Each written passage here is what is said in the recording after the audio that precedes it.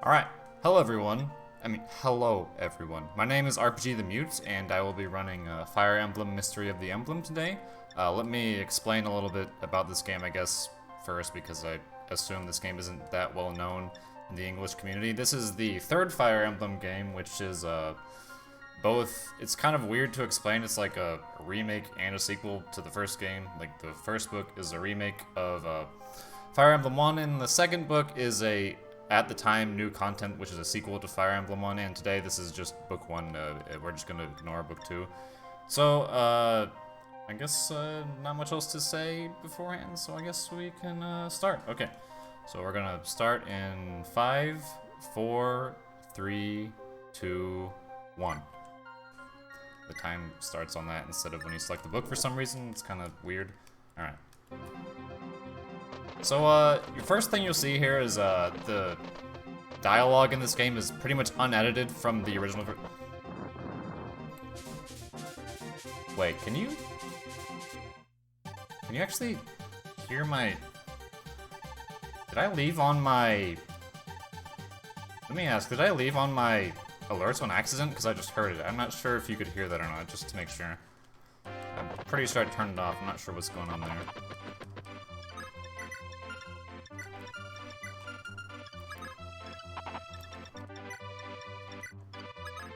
No, okay, no alerts. I guess I just heard it for some reason. I don't know why I could still hear it. That's weird. Okay. Anyway, as I was saying, this is the dialogue there is pretty limited. We just kind of see, like, a few things. Sheeta comes up, it's like, oh, we're being attacked or whatever. It's kind of gruesome. She's like, everyone was kind of murdered in a crowd. It's kind of strange, because not necessarily the tone you'd kind of expect here, but whatever, I guess. It's pretty much the same dialogue again, but... So you just see, like, someone talk to Marth for a bit, for, like, at the beginning and the end of the chapter, and that's most of the dialogue in this game. So, not very much story. Marth just kind of goes around and kills everything, and that's about it, for the most part. Can we get a direct translation of every line? Sorry, no. That would be... Maybe I could do that, but that's a bit too difficult, I would say. And we're gonna just move Jagan up here just for a little bit of insurance. Yeah, this is the first part of a Fire Emblem game. There's just a bunch of bandits. I mean, it is the first part of the first Fire Emblem game, so of course it's gonna be, like, the most exact to the tropes of Fire Emblem you could possibly imagine, I guess. So, the thing with this part here is that we kind of hope Marth crits these guys. He actually has a decent chance to crit because he's in support range of Sheeta, but he didn't crit either of those. He has like a 25% chance there, which is kind of weird that he didn't crit either time there, but okay, we'll just deal with that, I guess. Alright. And, keep going. Because, can't really hope it happens every time. And heal just in case, because, he could die, potentially, if he gets hit by everyone.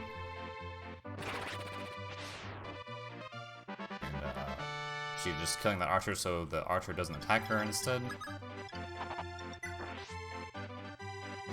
The Jagan of this game is Jagan, yes. Just like the Navarre of this game is Navarre.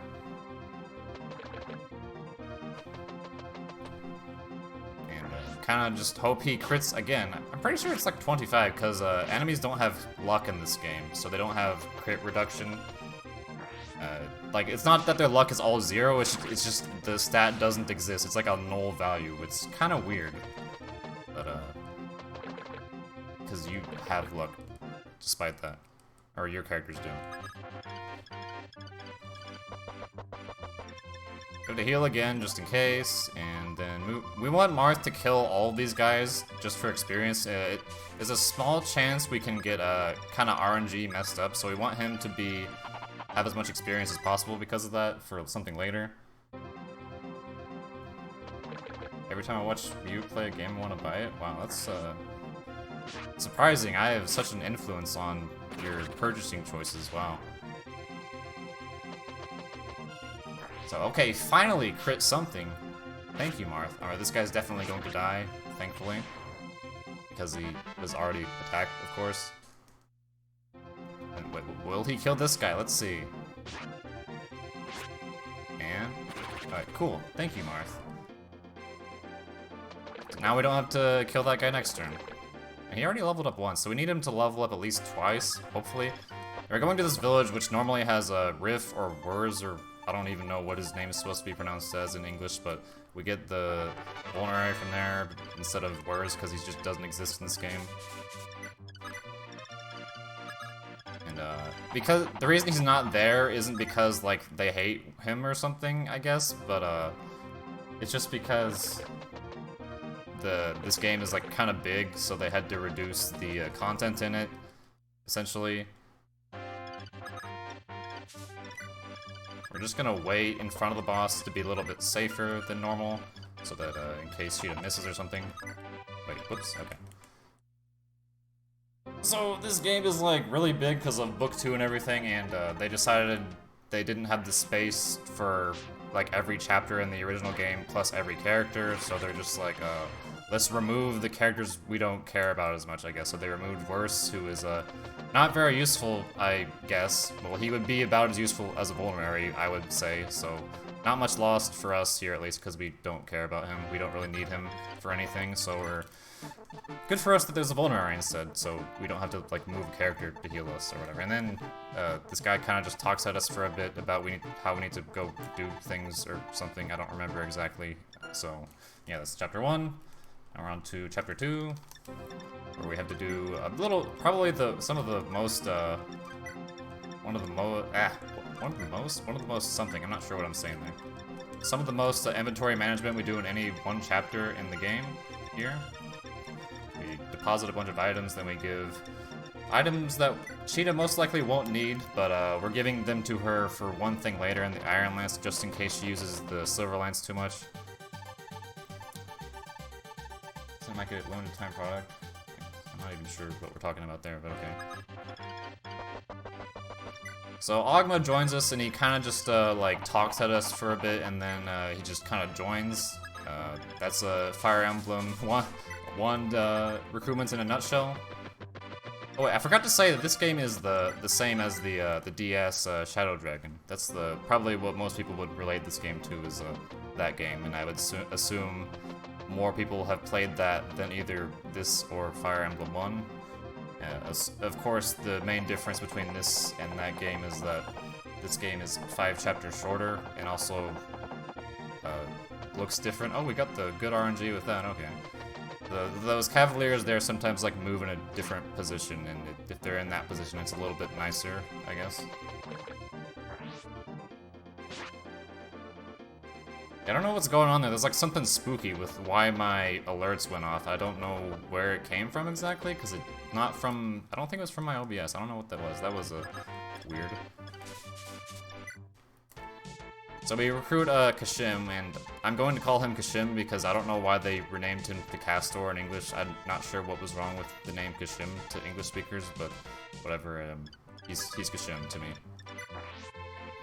Just attack this guy to make it a little bit easier for Marth, and then we go to the convoy and give him a steel bow, which isn't really that important, but whatever, it saves a bit of time. And then we do like the weirdest movement there with Jagan to go attack this guy. Hopefully OBS acts up and not the game during the run. Yeah, sure. Get the OBS RNG out of the way at least, and not have to deal with the game RNG.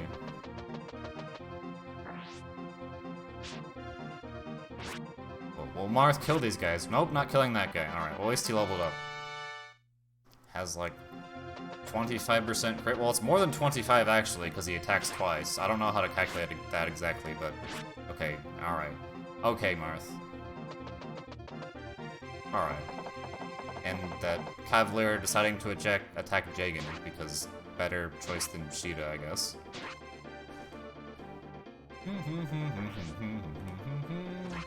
Alright, and also we're using Doga here to just block these guys. For some reason, they all attack him instead of any of the dudes around him. I don't really know why. It's kind of strange. Many strange things happen with this game's AI that I cannot understand. It's just this game, I guess. No big deal that he didn't kill those guys. We can just kill this guy with Sheeta so that Marth can move. Wait, is he? Okay, he's at good enough HP. We move up Kashim here, so that he can potentially kill the boss in case we fail to kill it with Jagan and Sheeta.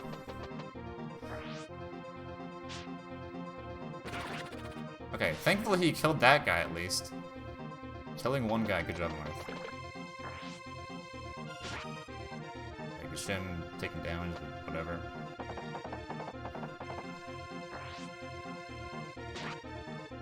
Oh, okay. I guess we can't go up there with Kashim if he doesn't die because that guy is in the way now. Alright. Hopefully we don't miss, I guess. After we have this long turn of them attacking Doga, that doesn't matter. Okay.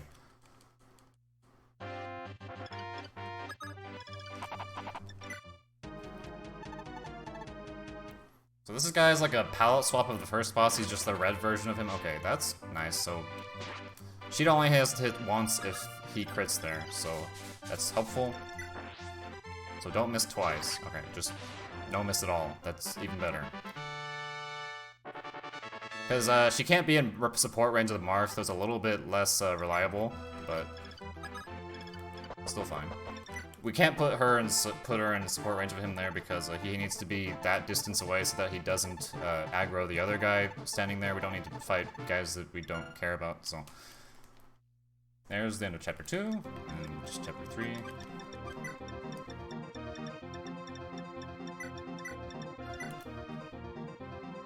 Okay, 2 down, only 18 more. Oh boy. I mean, actually, oh boy, not to sound as if I'm not enthusiastic, I actually am, so, yeah. Hooray, 18 more. And we get Julian and Lena here, and Lena says something about how she doesn't have a heal staff or something, I don't remember exactly. And then we kind of just go, it's Fire Emblem 1, so not very much dialogue, of course, again. And we're gonna do a weird strategy with, Julian and Lena, which you probably would never, like, think of casually, I would assume. What's your favorite song in this game? Not the map theme, because I hear it like 9 million times. Like, by the way, this map theme is the same for every chapter up until the final chapter, except for the final chapter, I mean. So, not this song or the player face theme, because I heard it for, like, probably 20 hours of my life at this point.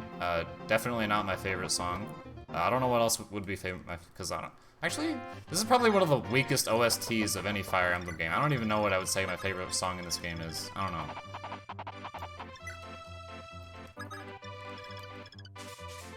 So now we're moving Julian and Lena just to sit here. You might be like, wait, why are you not moving them all the way down to, like, run away? The thing is that because the areas on the east and west of them are both impassable, the thieves who don't attack are just going to ram into them and then stop, and then the rest of the guys behind them won't be able to do anything, and no one thinks of, like, going back or a different direction or anything. They just kind of stand there, and they're just gonna stand there the rest of the chapter, which is quite a weird exploit you can do there, but it's kind of funny that they didn't realize that you could do that.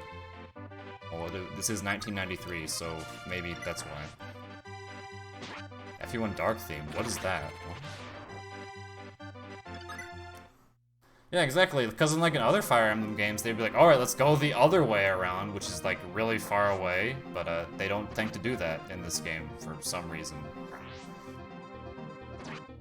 Okay, Jagan just tanking these guys so Marth can kill some of them.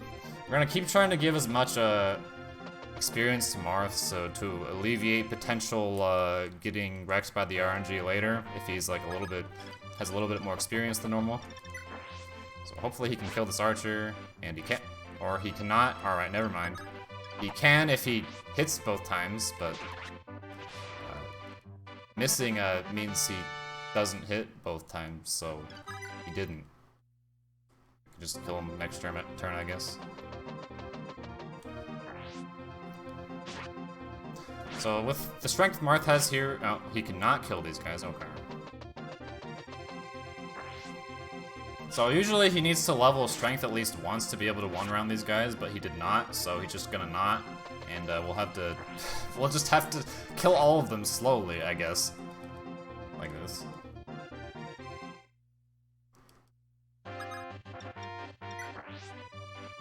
Because he only needs to level 1 strength and he had 2 chances to do it, which means only a 25% chance to not do it. Already looking great there. What are your favorite FE games? My favorite game is Thracia 776.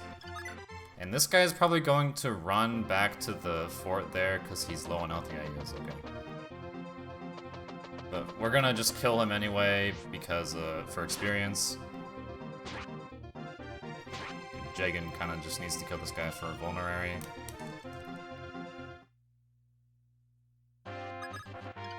It's just gonna be a little bit slower than I...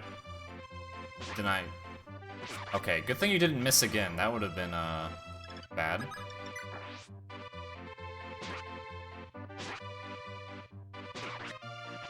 Okay. So Marth did have enough speed to kill the archer there, but he just, didn't do enough damage, I guess. Would he have died there? I don't know. But, I guess I don't actually know if he would have died there, but might have had to reset if he did. Okay.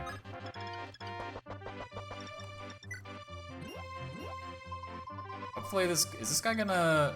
Okay, he's gonna run away, actually, but we need to heal. Wait, that's the guy? Oh, he need to go over here and get the vulnerary from Marth. So he doesn't die. So this part's like, as you can see, it's a very, very inconsistent, and we probably got it as bad as it could have possibly been right there. Yeah, he still didn't level strength, so he can't one-round that guy.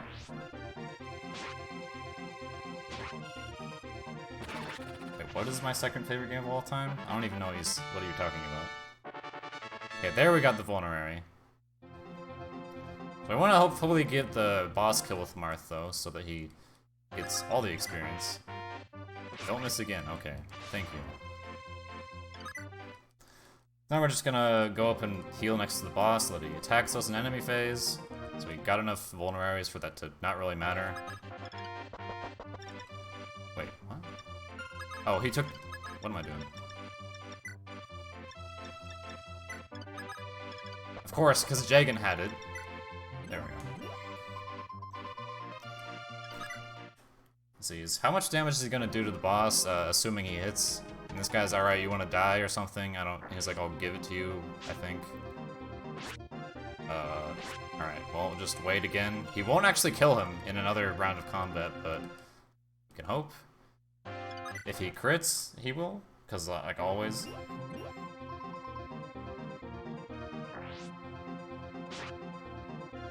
Will this...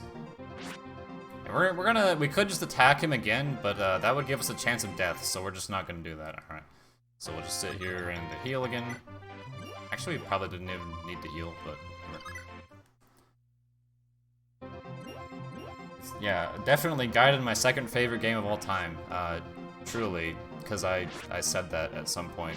I mean, I said that right now sarcastically, but with the adage, the note there that it's sarcastic, so not serious, obviously. Why did I say adage? What does adage even have to do with that? Okay, whatever. We're going to the next chapter. This guy kind of like says some stuff for a second. I don't even remember what it's about. Okay. Chapter 4 now.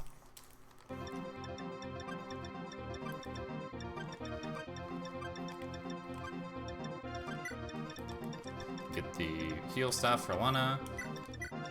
And after we're giving more experience to Marth, hopefully we get even more. So there's like there's just like some cavaliers here that are just kind of there to give Marth experience. I feel like they have no chance of killing him, even if they all hit him.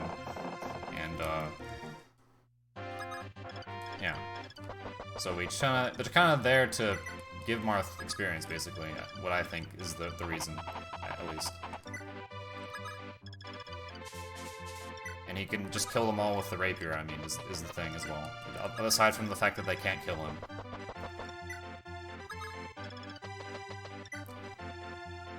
We have Hardin, who is actually one of the few characters actually... that was an accident. One of the characters who's actually useful that isn't Marth, I guess? Because most of the characters we use are... most of this run is just Marth. Everyone we use is just kind of convenience. We don't try to bother giving experience to anyone. It's literally just Marth. Well, if you were doing Book 2, it would be more than just one character, so more of like your standard Fire Emblem than that.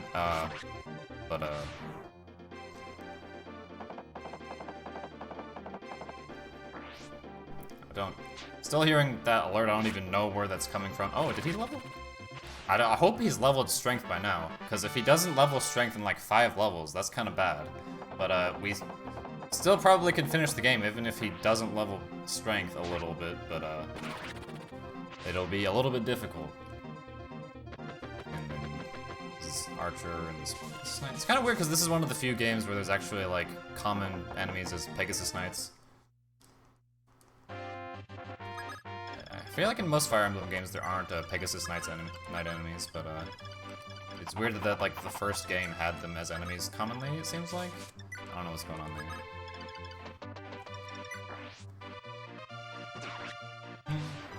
Maybe I have Facebook open? Why would I have Facebook open? I don't even use Facebook. So we heal Marth, because he took damage, the Galaxy Brain strategy there of healing someone who took damage, of course. We have to dismount with Hardin here so that he can double with the Steel Sword and kill this guy, otherwise he wouldn't be able to. We move Sedgar here for a weird reason. It's so that, to hope that this Pegasus Knight attacks him. The Pegasus Knight, by the way, Pegasus Knights, or enemy Pegasus Knights in this game are male, so he will hopefully attack Sedgar and not Sheeta. For whatever reason, he still attacks Sheeta. Okay, good thing he didn't.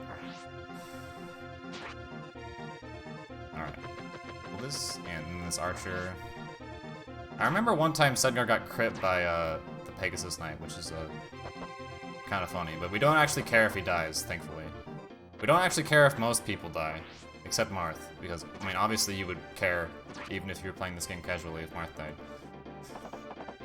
Marth, #1 fan, isn't on your Facebook? Wait, who is that? What? Is that... Are you saying that's me, or is that someone else? Oh yeah, we get Mathis, who is like, where's Lena? I mean, she's like literally right there, but okay. You can't see her across the bridge, I guess, it's too far away. And we're gonna kill both these thieves with Marth so that he gets a bit more experience. We don't normally do this. Hopefully he can double them. Sometimes he can't. Let's see, will he? Okay, he did. Nice. At least he leveled speed a little bit. Just kill these guys so they're not annoying us. It's kind of... This turn is just kill a bunch of things, essentially, so we can continue. Please level strength mark. Yeah, if you have like your... Well, we don't... There's no Bless RNG anymore in Twitch, but if you have some kind of emote similar to that, that would be helpful, maybe. Maybe that's the reason we're not getting enough strength with Marth. I don't know. Wait, is that... Oh, wait, yeah, that's everything. Alright. MC does game over is a real strong motivation to have Marth die. Yeah, you know. Maybe it's a little bit important to have the main character not die if their death equals losing the game. I like that sound for some reason. It sounds funny. That's the no damage sound or whatever. Get a silver sword, which I don't know if he can use. Because in this game, you don't actually have weapon ranks, you have a weapon level stat that you can level up or not, so sometimes he doesn't have enough weapon level to use the silver sword. We just need to walk over to the boss here. It's always funny when you hear like the victory music playing like this, and then like you miss. I don't know why that's funny to me, but it's just kind of a thing that happens. Okay, he didn't miss actually, that's surprising. With what's been going on so far. So we got the armor killer, so Arden can use it to kill this boss. It's like something about this castle is where Minerva is or something, I don't remember. Alright, good job, Hardin. Well, Marth actually hit, but Hardin, he hit one time at least. I remember one time Harden was crit by this boss, which I don't know what the chance of that happening is, but he's never actually died though. Yeah, it's funny because in this game, whenever enemy bosses die, it actually plays like the death music that plays is the same music that plays when your characters die. Kind of an interesting choice. Marth leveling up again, so let's pray that he got at least one strength somewhere in all like these 5 level ups or something. Okay. Done with chapter 4 there, now we're on to 5, which is the longest in the game. I think, or close to the longest in the game. Need to give the key to Harden, and the weapons to, oh, he can't use the, see, he can't use the silver sword yet, so that's kind of an issue. Yeah, Nikui Seicho, of course. Wait, that's Japanese for bad growth. It's just fun. I just because I've watched like Japanese speedruns of Fire Emblem, and whenever they get like good growth rates, sometimes they say like "I Seicho," which just means like good growths in Japanese. I don't know why that's funny. It's just because it's just kind of a strange phrase to me as an English speaker, I guess. This game was super hard. Yeah, at some points it probably is pretty difficult if you're not doing this, probably. But not to say that it's like easy, because it can be hard at points. Yeah. What if these don't even tell you what stats went up? I mean, actually most of them do. I forgot to note that because in this game, if you have animations off, you don't see the stats you get. So you just kind of have to like kind of ascertain what the stats are based on how much damage they're doing or taking, essentially. I mean, you don't actually know the exact stat number, but you can kind of guess if they got it, which I usually can tell because I've done this so many times. Wait, no, that's not where we should go. We have Harden here, literally just to open a door. And by the way, Wendell was in this jail cell for some reason, which is kind of strange because originally in Fire Emblem 1 as well as Shadow Dragon DS, he's in the previous chapter, which he was moved from for some reason, and instead Merrick is there. I guess the reason Merrick is in that chapter is because the chapter that Merrick normally appears in doesn't exist in this game. But it's even weirder because why is an old man who's like a priest in a jail cell? I have no idea. It's like, and also he's like literally the Pope, so the fact that he's in jail is just pretty strange.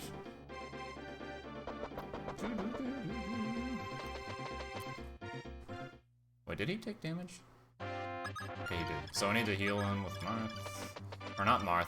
Heal Marth with Lena. Can't heal Marth with Marth, that doesn't make any sense. So we have to go over here and just kind of fight those guys. We need to go there this turn so that we're skipping that. Yeah, we are skipping Merrick, yeah. If that's what you mean.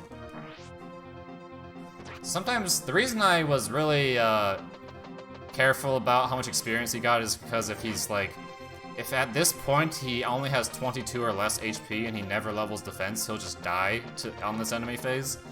And he kind of needs to be here, like on this turn at this exact spot, otherwise it kind of ruins everything. So it's very important, actually. So that's why that was a thing I cared about not happening a lot, because I don't really know what I would have done if that happened. That would have been quite, I don't know, something. Overthrow the church. Yeah, Lena healing, so good. So let's hope we can kill this thief, actually. I'm pretty sure we should be able to. Okay, good job, Marth. Not killing that thief. Very good. Because if he didn't die there, we'd have to chase him, and then we'd have to fight all of that armor knight over there and everything. That'd be really annoying. Ogma kills this thief who has a physics staff, as it's called in English. It's called Libro in Japanese, because I just remember it as Libro every time because it says Libro, but it's physic, whatever. We need it to heal Marth right now, because he's at like 5 HP. He would die to the mage if he wasn't healed here. And we're doing a kind of a weird strategy here. There's a thing with this game where if wait, please don't crit twice. Okay, if he crit twice, that would have messed it up, but that's very rare. So thankfully that didn't happen.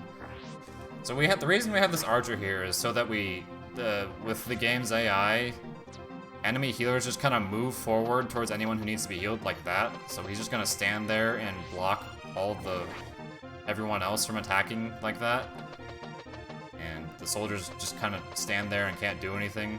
So that's the reason we had the archer move up there, so we could do that. The Libra to physic change? I'm not sure if it's supposed to be Libra. I don't know what Libra was supposed to be. What I think Libra is, every time I say Libra, I just think like the word for book in Spanish. I don't know like what it's supposed to be actually. Okay, we did not level enough weapon level to use the silver sword still, but that's not the end of the world. We have to kill this archer now, because he's in the way. Or, not so he doesn't kill someone, actually. That's not necessarily because he's in the way. Killed this other thief with another armor slayer. The Ogma has no chance of death here, it's fine. And normally we might need to have Julian finish off this guy, but since he's dead, he can just move away and not have to worry about him taking more damage or anything. And we just kind of wait here for Ricard to recruit himself. Well, and then Wendell the turn after. That Armor Knight just kind of moving around randomly. We need to kill him next turn, so we need to keep track of where he is actually, to know where to move. He's kind of farther away than he normally is. So Wendell just kind of bonks into the card there, looks kind of weird. Heal? I'm not sure if he took damage, I'm just gonna heal there just in case. Need to move out of the way so that Wendell can move up and recruit himself. Oh, hi, SH Eco. It is me, in fact. This guy will, of course, die. I think Marth, like, leveled more defense than he normally does, because he's not taking very much damage, which is kind of weird, how we got, like, a bunch of defense but no strength. That just kind of happens sometimes for some reason, even though his defense is only 20% growth and his strength is 50. And then Wendell just recruits himself. It's kind of weird because he just like walks up and says some stuff and Marth doesn't say anything. I guess it's just like the silent acknowledgement or something, I don't know. But no, that's not where he's supposed to move. There's the goddess cloak or whatever it's called. I don't know what it's called in English, I forgot. Something. So now he has 7 more HP than he had and can take a decent more amount of damage. Rickon? He's not Rickon. Isn't he Rickard in English? Why are you calling him Rickon? What? Pretty sure it's just Rickard. His name is like unchanged, I think. So we still can't use the silver sword, but that's fine, I guess. I think he can. Hopefully, he can double with this. Okay, good. So normally we only kill one of these archers, but to make it a little bit safer, we're gonna just kill both of them. Arthur's just polite letting Grandpa ramble on. Yeah. I mean, like, well, Wendell is pretty fast for how old he is, so I don't know. Maybe he doesn't seem like the kind of, like, rambling guy. I don't know. Oh, finally he can use it. Nice. And, just kill him in one hit, sure.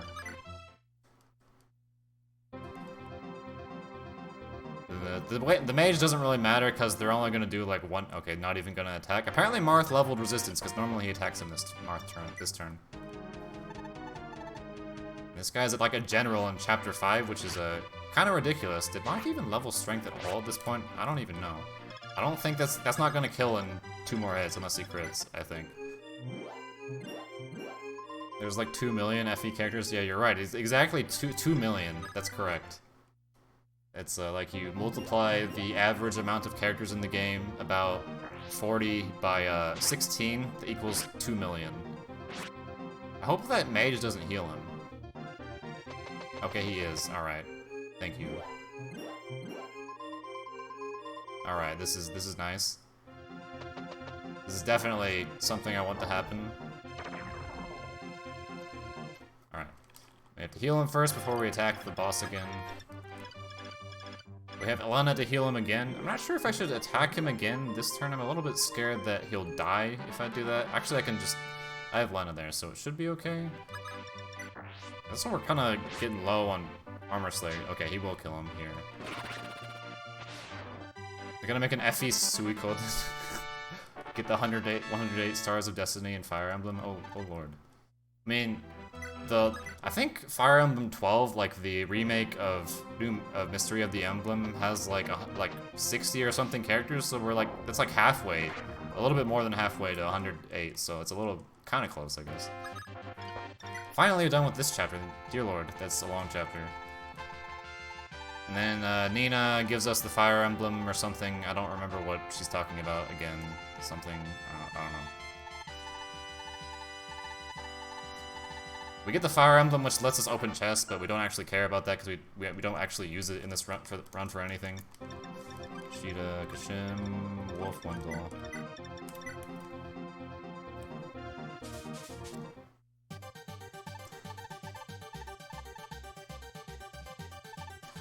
And then we get introduced to Minerva here, who is a recruitable character, but we're not going to recruit her because there's no reason to, as are most characters in this run.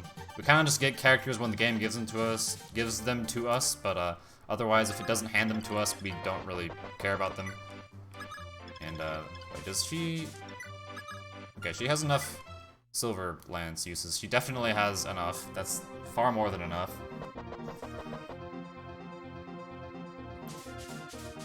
Is this a rerun? What?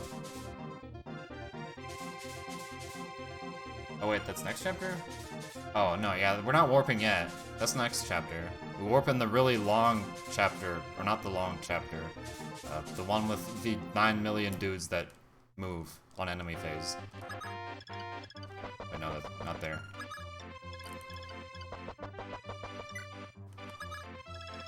So we need to make sure that this Dragon Knight is like in range, because sometimes we're just gonna move Wolf up one space because the AI is weird sometimes. Sometimes this Dragon Knight decides to attack Marth or Sheeta instead of Wolf, and we don't want that to happen. And I think it still can happen even if they're in range of Wolf, but we can't really do anything about it. Let's see. Will he do it? Yes, thank you. Thank you for not being annoying. For the longest time, I didn't understand the reason why they did that. They attacked Marth sometimes, and I just like, oh, they're just not in range. Lamau, I guess.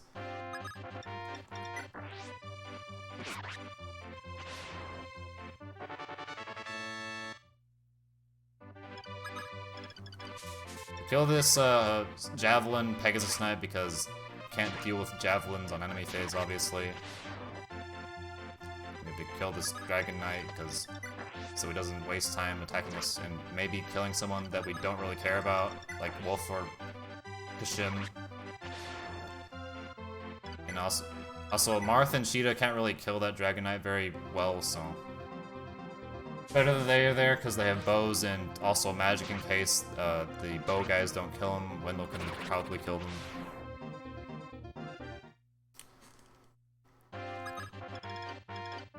Wait, what was that? That was weird. So we need to be careful with our movement there, because if we move like one space too far with Sheeta, it'll actually cause reinforcements to come one turn early, because it's like a reinforcement zone or something, I think. Because I've made that mistake before, just careful to not do that. So we shouldn't get the reinforcements this turn. Oh yeah, we don't. It's not random, it's definitely based on your movement, okay. And we have to move Sheeta onto this fort so that we don't have a Cavalier spawning on it. So it said, wait, whatever army that was appeared, I forgot which name it was.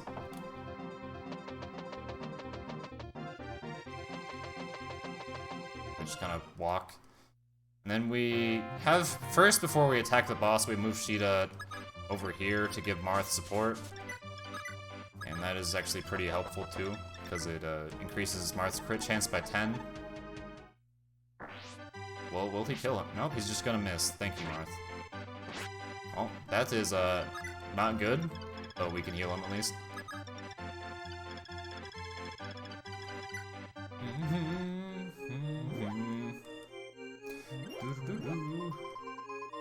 Well, he doesn't, not really worried about him dying, it's just that he's gonna probably kill the boss pretty slowly if he misses that. He's like almost at full health again. Alright. I mean, if he breaks the armor slayer here, we might have to actually... Okay, cool. He just kind of crit him anyway, and we're fine. Physic wand, yeah. Every staff that has any range in this game is infinite range, including warp. And for that reason, for whatever reason, they didn't change that in the DS remake of this game, so you can just kind of finish that game in like 20 minutes, because you can skip all the enemy phases.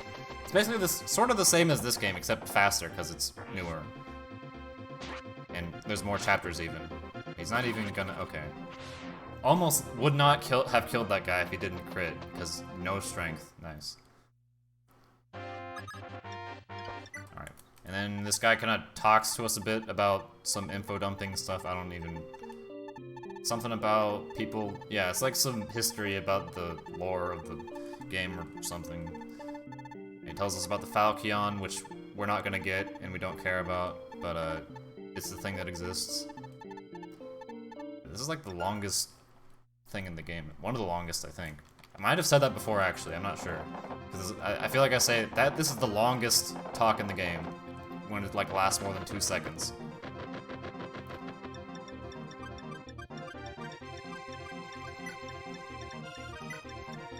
Wait, whoops. Okay, so in this chapter we're just gonna skip it, because this is a waste of time to try to walk through this chapter. We're just gonna warp to the end. Oh wait, actually I forgot something. Because I think Marth's Armor Slayer is pretty low on uses, so I need to get another one. Yeah. We have to watch these guys come out of the forest again, apparently. Cool. We need to... Normally we don't have the Armor Slayer this low at this point, so I forgot, so... Yeah, it only has one use, that's definitely not good enough. Oh lord. Okay, that is fine now that we have 20. Time for the frame perfect ACE? What? What is that? We get introduced to Caesar and Rad, or Ratty, or something, I don't know. So we don't care about them. Well, I guess Ratty's gonna be slightly important here to go to the store and buy 2 killing swords, and that's all he's gonna do. No, what? Oh wait, okay, no. I forgot to play for. Whoops. I always forget about that because I was used to playing Thracia for a while, where you it just automatically saves all the people you had deployed at the beginning. And we're taking like, usually we're done with this chapter in like 2 minutes, but just mistakes there. Okay. I know. There we go.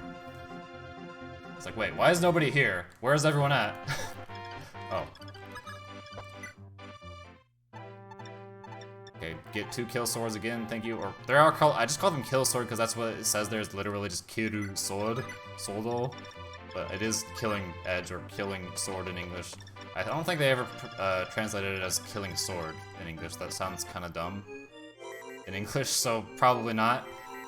And for some reason, this boss is an armor knight and not a general, even though the last 2 bosses we fought were generals. Kind of strange. Maybe to be like a counterbalance to like the million dudes before this guy? I don't know. Yeah, that's not gonna kill him 2 hits. Wait, I need to do some math here. Did he? He took 16 damage, okay. Needed to check there if he was gonna die to another hit.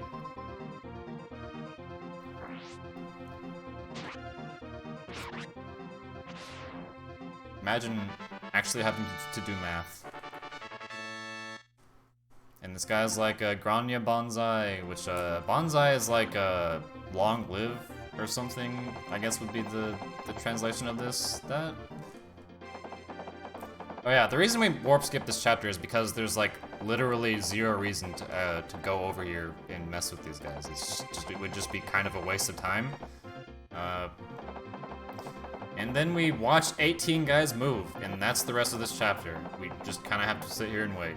Normally, sometimes I take a bathroom break here because this is just really long. There's like no reason to fight these guys, and it would just be a massive waste to have them move every turn and everything. It would be this every turn almost, so would not be good probably.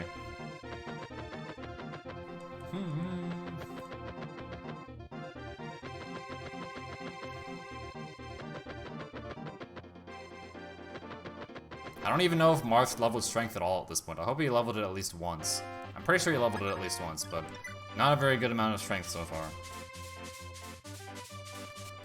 What do you drink during speedruns? Water? Just water. Okay, so Catchred goes there and tells us some things. I don't remember what. Again, very knowledgeable about this game's story, as you can tell. And we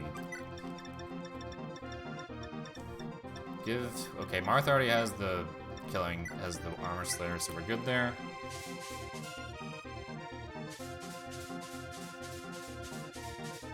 Good choice, yeah. It's better than drinking, I don't know, like a... I don't know, I can't think of an inappropriate drink choice to say. I don't know, like a Capri Sun or something. I don't drink Capri Sun while speedrunning. That would be, not helpful, I guess. And then we see Minerva again, so we can ignore her. And then, just kind of some dudes talking about stuff.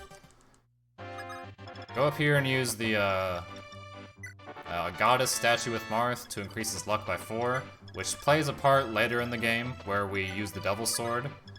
And, okay, well, I'm just gonna move everyone forward a bit for something later, but I don't normally do this. The Goddess statue increases your luck by 4, which is like quite a lot compared to, well, actually that's the same as it is in other games because they usually give a lot of luck with stat boosters. But the reason for that is even though Marth will most likely cap his luck by the end of the game, it's sort of just to guarantee it a little bit better, even though it's like very, very unlikely he won't cap luck because his base is 7 and the growth is 70%, so like only 13 out of 19 need to level to get 20. So what this matters for later on is that we use the Devil's Sword on the final boss, and the Devil's Sword, as you know, has a backfire chance. The backfire chance being equal to your 21 minus your luck. So if he has 20 luck, he still has a 1% chance of it happening. So we can at least reduce it so it's not, so it's just 1 at least.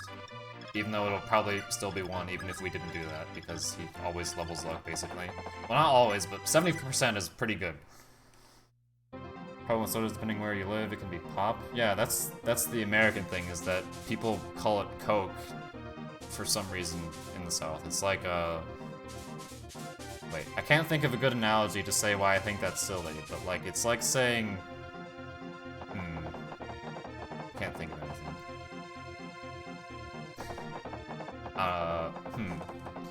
It's like if you referred to like clothes as like Old Navy, like, or I'm gonna go get some Old Navy or something. Maybe that's comparable, maybe not, I don't know. Alright, now we warp Marth to the boss, because we had to wait a turn to do it before we did this, so that we wouldn't be doing it too early, so that he'd be attacked by all these enemies near the boss. The South is odd like that. I mean, I don't know why they call it pop in the Midwest either. Why is it pop? What does pop even mean?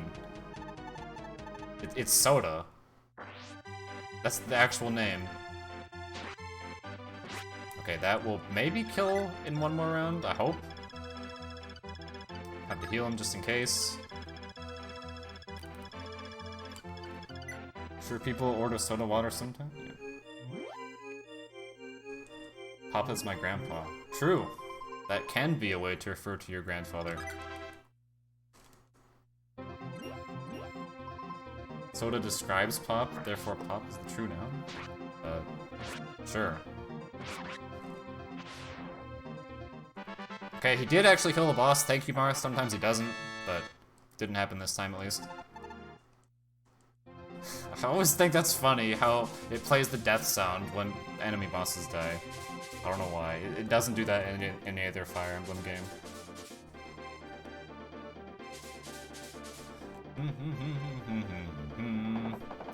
I need to watch these guys slowly move towards Marth. Actually, this guy's gonna move on to the throne. If Marth doesn't kill him here, we have to wait another turn. If he misses. Okay, he didn't. Thank you, Marth. Because the throne obviously gives you an avoid bonus. It doesn't give you defense because this game is before Fire Emblem thought of the crazy idea of having terrain give you defense bonuses. The first game being Thracia, where thrones give you 10 defense for some reason.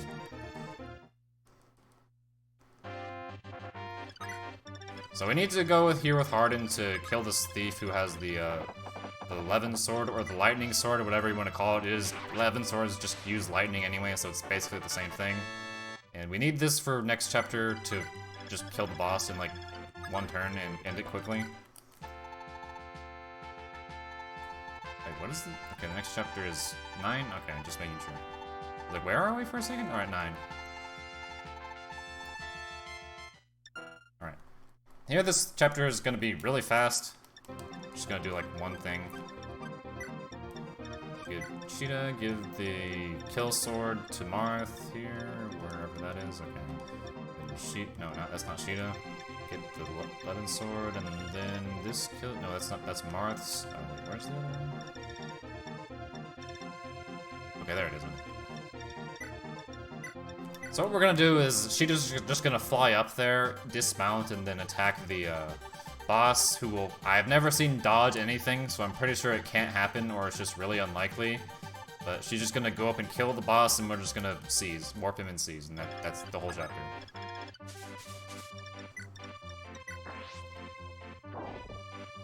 Normally this is kind of... If you do this like normally, this is kind of a pain, but because they decided to make this level design weird and like this, you can just do that. And then we're just kind of done. I think Coke was started by Coca-Cola to reinforce branding. That would make sense to me, because that's kind of a thing that happens. And we kind of just ignore everyone, and we're done. Alright.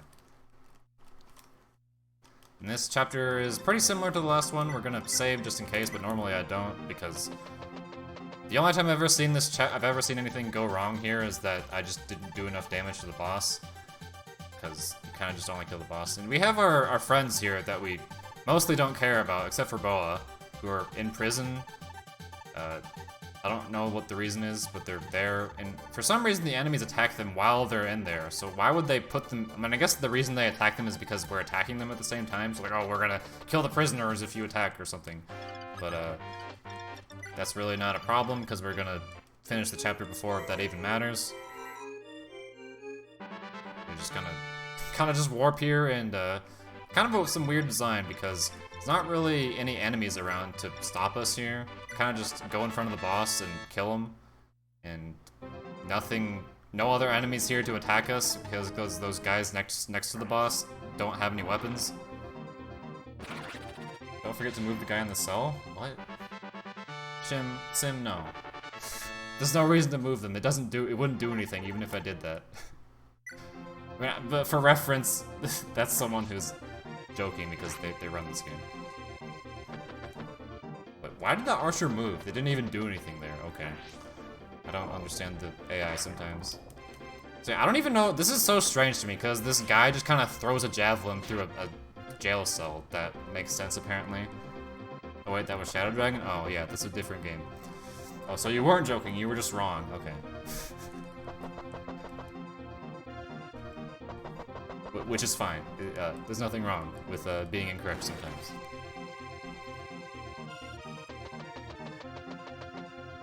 Pretty sure threatening to kill prisoners in retaliation is a war crime. True.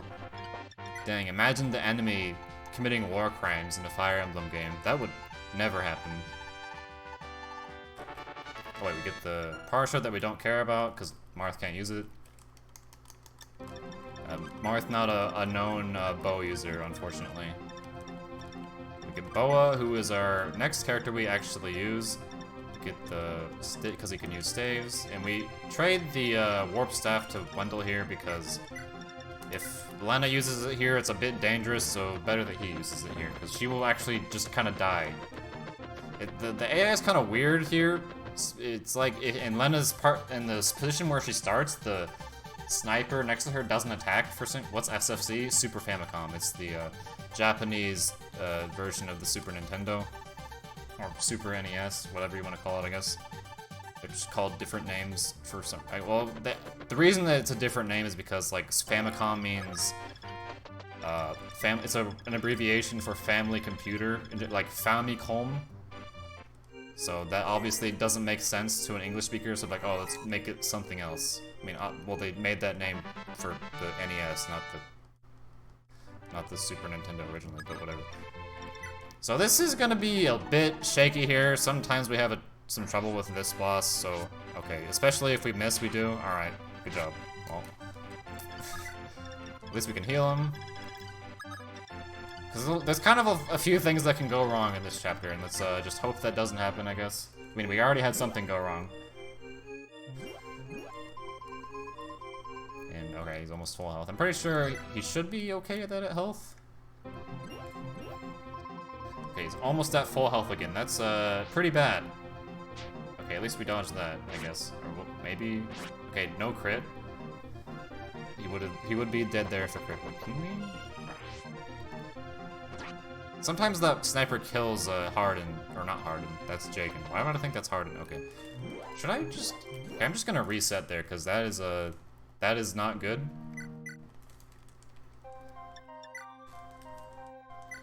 If that guy heals him, we kind of just... We don't want to run out of Armor Slayer uses coming, so we kind of just have to reset there, I think. I need to watch... So for some reason you can skip the opening thing if you restart a chapter, but you still have to watch the units move and just not say anything. It's really weird.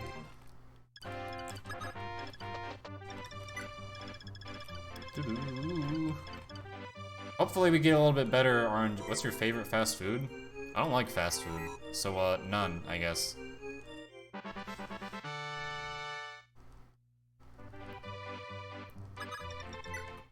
Okay, so please, like, hit him this time, Marth. That would be, appreciated.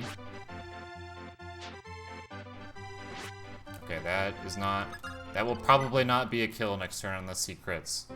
But I'm pretty sure the AI is a little bit weird. It sometimes doesn't decide to heal. Okay, that's good, actually.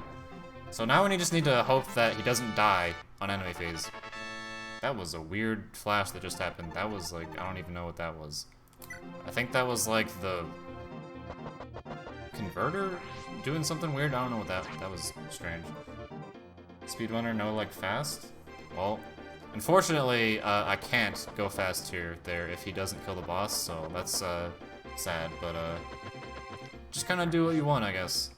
I mean, not what you want, do what you have to. I mean... SMT1 curse is still in effect? Yes. I don't know if you saw that, that was just kind of weird, but... Please don't miss. Okay, thank you. I was a bit afraid to get stuck on this chapter, but we seem to be fine. That guy moves like 2 spaces for some reason. I don't know why. Alright.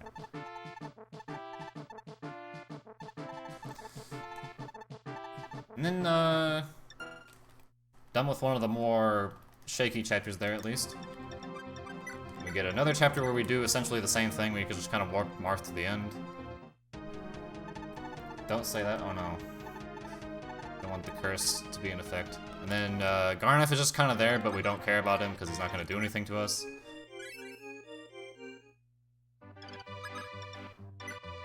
And we just, it would take a very long time to walk all the way across this desert, so that we're obviously not going to do that. And there's a kind of a weird conundrum with this boss here that sort of relates to why this game has very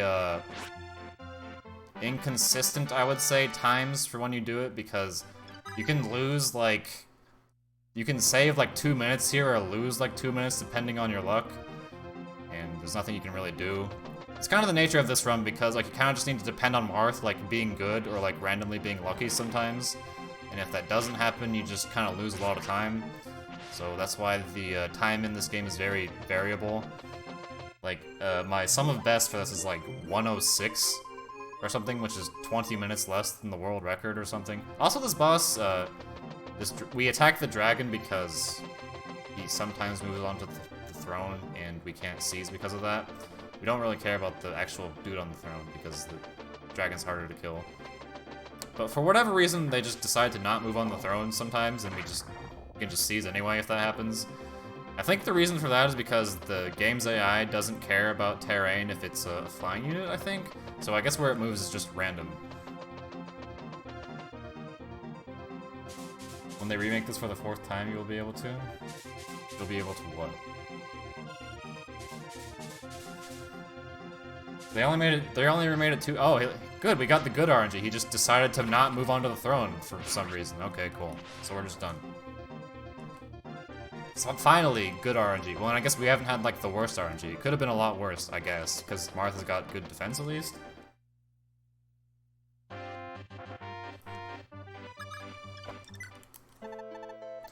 And we get Gato, who actually, like, he's normally playable in the other versions of this game, but he's not. You can't play as him in this game because of cartridge limitations. He just doesn't join you because he's not a cool dude or something.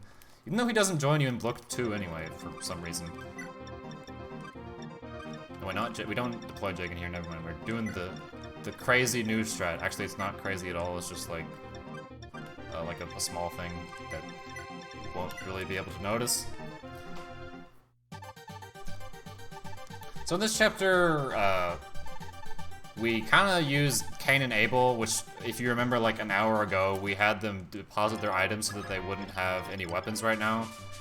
The reason for that is so that we can have them walk down here and distract the enemy, basically, and unfortunately, we're just gonna, like, offer them as sacrifices, essentially, so we can go a little bit faster.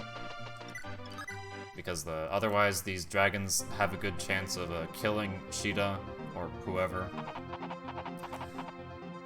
Too many old dudes in the party? Wait, who? Jagan, Boa, and Wendell? That's like it. Who else is old? The funny thing is I always confuse Boa and Wendell because they're the same class and they're both old guys, so I'm kind of have a hard time remembering which is which sometimes. And they both have like headwear on too, so it's even more confusing. Like, 2 old dudes with headwear that are the same class. Like, how could it possibly be more confusing? Oh. So these dragons are gonna go attack them, and they can dodge, which helps a little, but I don't think it matters anymore because of the new strat we're doing where we use Medea instead of... Oh, he's very dead. Okay, bye, Cain. Can he even say anything in this game other than when he dies? I don't think so. That's his only, like, quote in the game, I guess. I'm pretty sure that's the only time you'll ever see him say anything. Okay, now we use our last warp staff for now. We're gonna warp Marth and not attack yet because we have a chance to kill the boss faster if we use Sheeta first. She's gonna go up and use her Thunder Sword on the boss.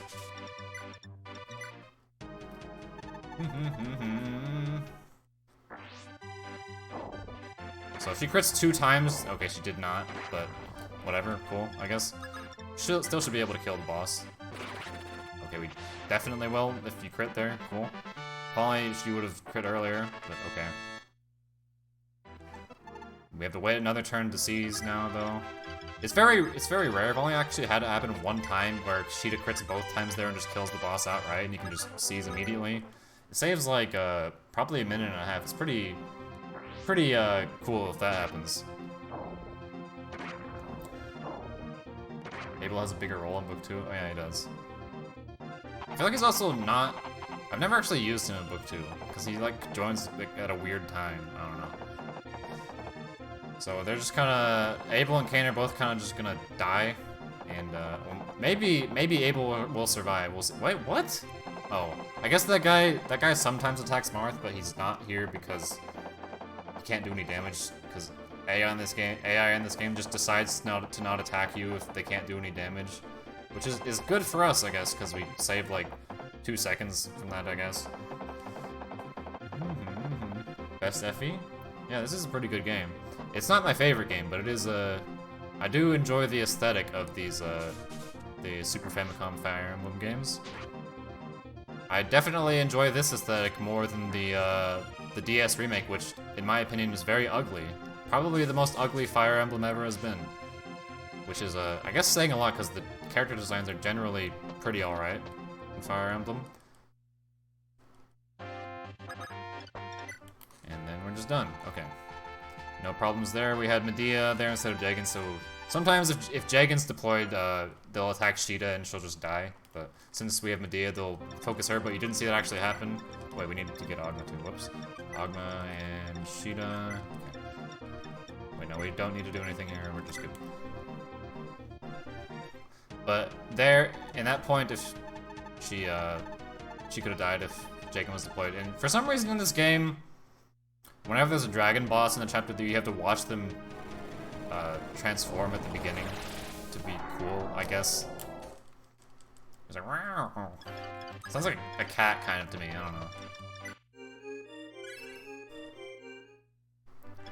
We're gonna use the, wow, he has a lot of defense, a lot of HP for now. I think. It's kind of a lot of HP? We're gonna use the Dragon Shield or the Draco Shield. I don't know what, I think it's called either of them in English sometimes. But it is literally just Dragon Shield in Japanese. To give Marth some more defense, so meaning he'll most likely be not have it. He most likely won't have a chance of dying if he has more defense. Is the game generally this dark? I think? It depends, I guess.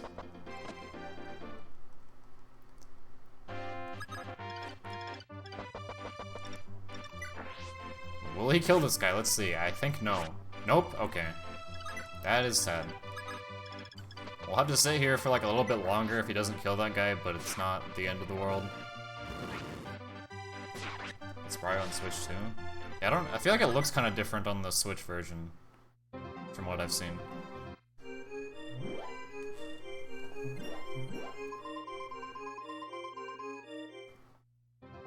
Okay, so these guys are both going to heal that sniper. Okay, that guy's not going to heal for some reason. Oh, alright.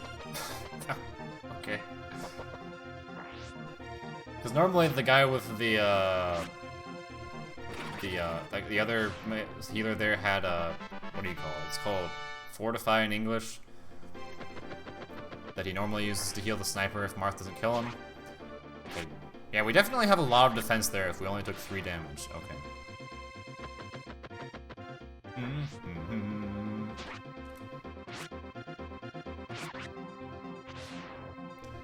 So we should be able to kill the sniper next turn, but that's gonna kind of mess up the rest of what we do. We have to kill more thieves if we don't kill the sniper on turn 1. I don't know what his defense is here, but it's definitely higher than it is normally. Whatever that is. If that's average, I don't know. So it's funny because the sniper just stands there because he can't do anything. If he's in front of Marth and there's nowhere to attack him from.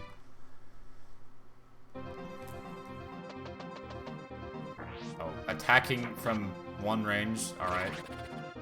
Very smart mage there.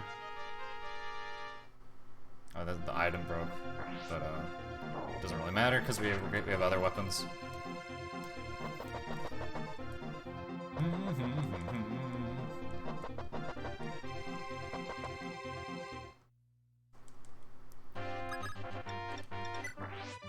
Wait, who is this? I don't know which thief this is.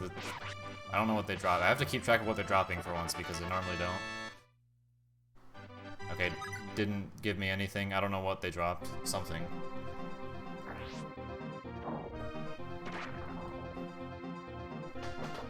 Martha's my melee man? Yeah, Martha's pretty good in melee. Also, his grab range is a meme, I think. Wait, what is this guy gonna drop? I'm not sure. Is it? I think he drops the Devil Sword. No, that. We still need to kill one more thief. Normally we only have to kill 2, but because we're kind of in the weird position here, we have to kill 3 of them. So yeah, I guess this run is pretty exciting if you like Marth, I guess, because basically the whole game is Marth. Oh, he leveled strength, didn't he? Or I guess that thief has different defense or health, maybe. I don't know. And this guy drops Warp Staff or something? Okay, we don't need that. Wait, what does this guy have? Okay, we actually have to kill that guy too, because he has the Warp Staff. We actually have to kill all these thieves. So taking a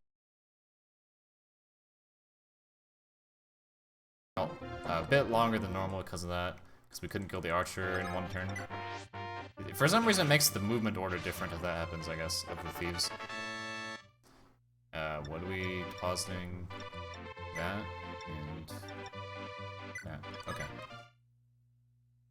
Uh-oh. Uh-oh. Uh-oh, what?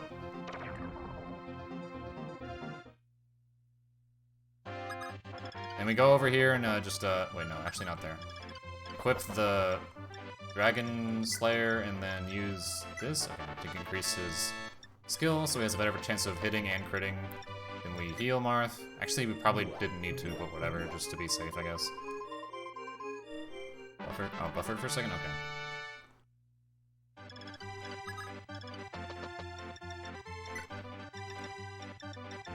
So we'll just do a kind of a cool thing here where we warp him while his turn is ending, and he just kills the boss in enemy phase. I always think this is kind of cool, I guess.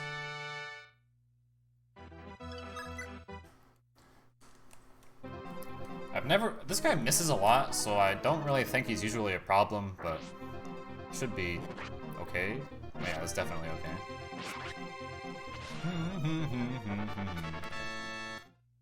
I don't even remember what he drops there, something.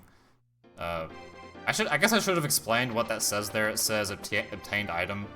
It says that whenever, okay, the armor knights usually attack him there, but they didn't attack because they just can't do any damage to Marth apparently, which is unusual.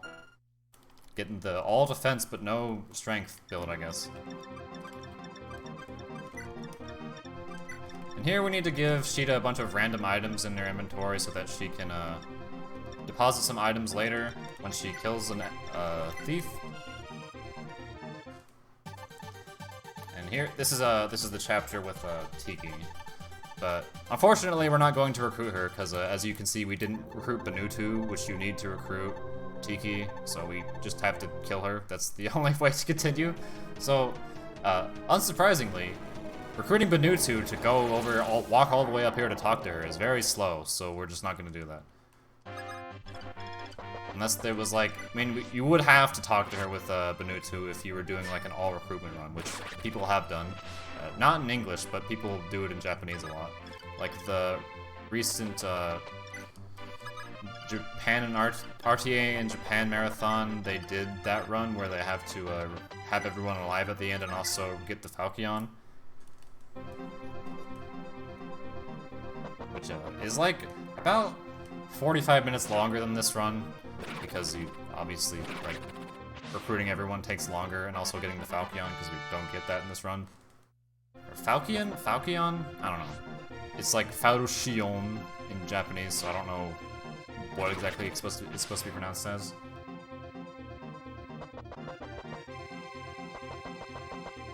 So, and basically the thing with this chapter is we just wait for these thieves to get us a bunch of items that we need. And it's faster to let them do it for us rather than us getting them ourselves, because of a certain mechanic in this game that I'll... Wait, no, not that. Get that thing, and then heal her. Okay. Falchion? Yeah, I guess that's probably correct. Falchion? Falchion? I don't know. Not a big difference.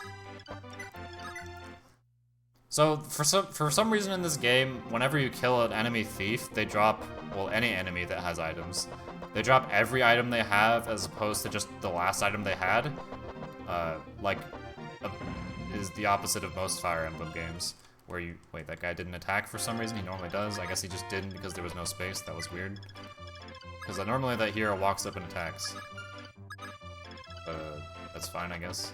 But no, actually, don't move there.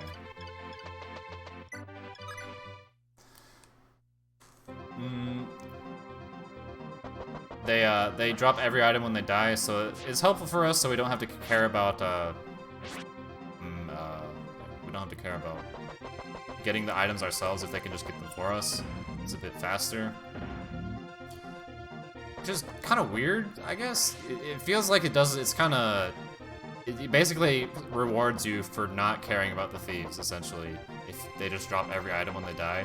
So I can kind of see why they changed that later, because it's kind of... Wait, this is not good here if we have both these guys we have to deal with right now.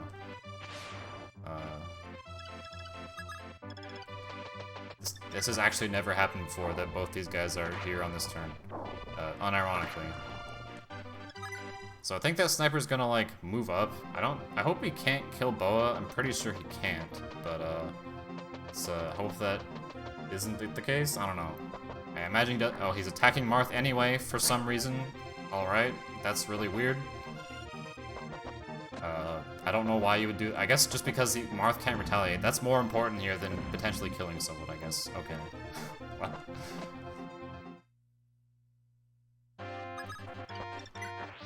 Fortunately, disaster averted there. That was a bit scary for a second. Okay.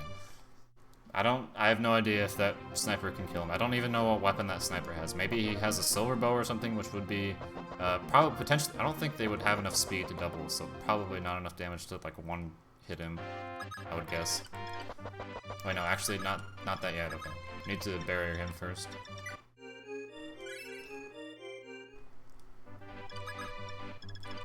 Yeah, using emulator is fine, like for this run. Especially for a Super Famicom, the emulator doesn't really change anything too, so it doesn't really matter that much. Unlike newer emulators that usually like make the game faster because of like shorter load times and everything, which make it quite different compared to playing on the system.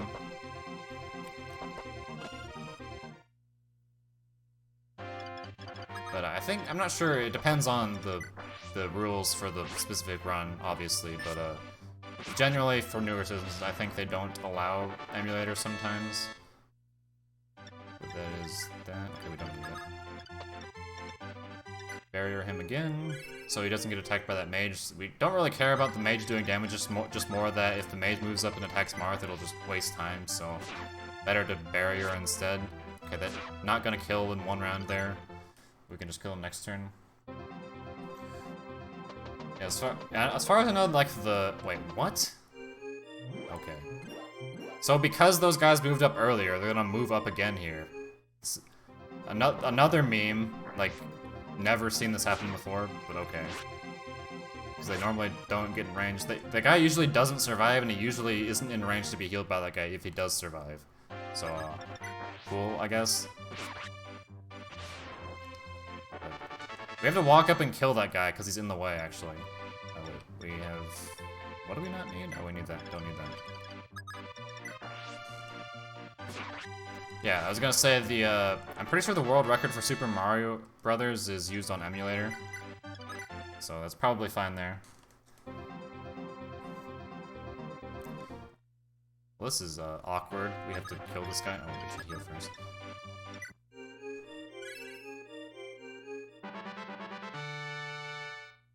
Which, I think that run was like, not that long ago. It was like a month or two ago, I think. So because we're doing this, we're gonna have to be attacked by these guys. Like, the hero there has a 11 sword, so we're just gonna do this. Oh no, 1 damage.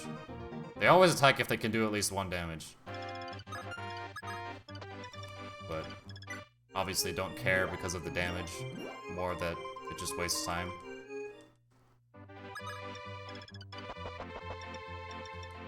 Use the strength ring to increase his whatever his strength is at this point. Not very good in comparison to normal. Oh, I guess I was in range of that guy. At least he killed him. Okay. We use the strength ring to increase his strength by 4. Hopefully enough strength to be able to kill the final boss. And we go over here and get another angel robe or seraph robe, or I don't know. It's like called different things in different games. I don't know what it's called here. I know it's called a Shara robe in the Tellius games because Ashera is the goddess of those games. That would make sense. Just point a camera to CRT? Yeah. That's so... I mean, I guess you could do that, but not the best look if you do that, generally. So these guys have random movement because all enemy movement in this game is random. Sometimes they block your way, sometimes they don't, so there they did, so we just have to kill one of them in the way.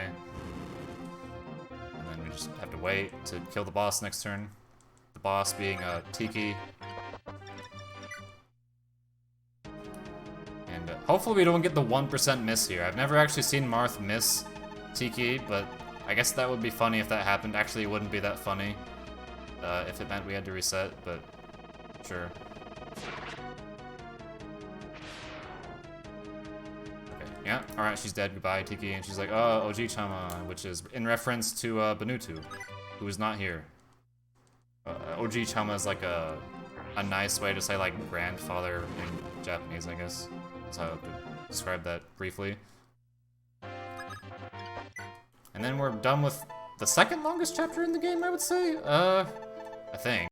So, not very much left after this. It's kind of just the, I don't like using cliches, but I guess the home stretch, you could call it. I don't know why that phrase annoys me, but I just don't like saying it for some reason. And then, where is Ricardo? The rapier that we saved all the way from the beginning of the game until now. Get the Earth Orb. He gets... Oh, wait, no, actually, he doesn't get anything. No one needs anything else, that's it. OG-sama is a respectful way? Well, yeah, that's almost the same thing. Down the stretch. So this is gonna be kind of a weird strategy. We're kind of gonna do something with sacrificing more units for something that isn't entirely clear. We're gonna move, wait, no. Ricard up here, because thieves have the unique ability of being able to walk on water, unlike most units, so they can go here and aggro these paladins and the general to move. The reason we do this is because if the paladins are in their starting point when we fight the boss, they'll attack Marth, which could cause him to die, so that would be not good. So it's better to just sacrifice more people rather than have our very important Marth potentially dying.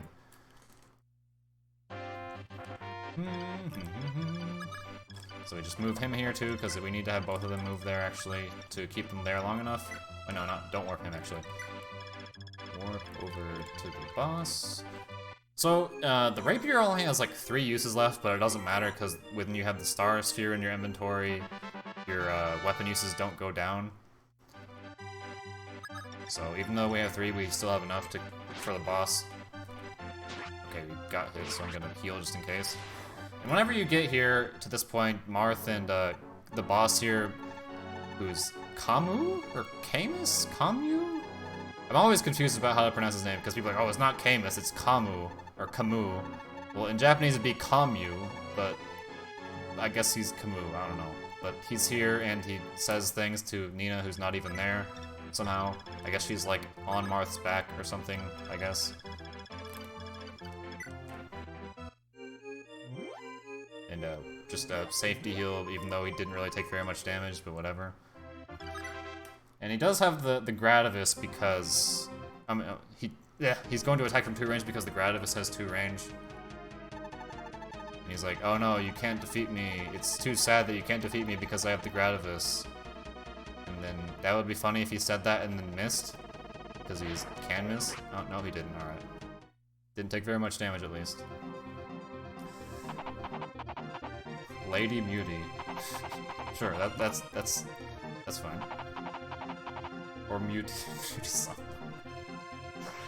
And then, unfortunately, Julian's also dead, but, as you know, we don't care about people dying, because the only person who matters is Marth here. Well, and a few other people, but mostly only Marth. For some reason, the Ballists in this game have a weird mechanics where they just, like, roll RNG to see if they actually attack you. I don't know why. It's very weird. But since they actually attacked and hit him, which is very rare, we're gonna peel him just in case before we attack. Marth can, like, crit the boss and kill him in 1 round, but it usually takes 2 rounds to kill him with the rapier. He can never hit him, kill it 1 round him without a crit, because it's impossible for him to have enough strength to 2 round him from 20 strength. Okay, he did not 1 round him. Okay, didn't crit. And we're just gonna heal him both times with our other healers so that to make sure that he doesn't die.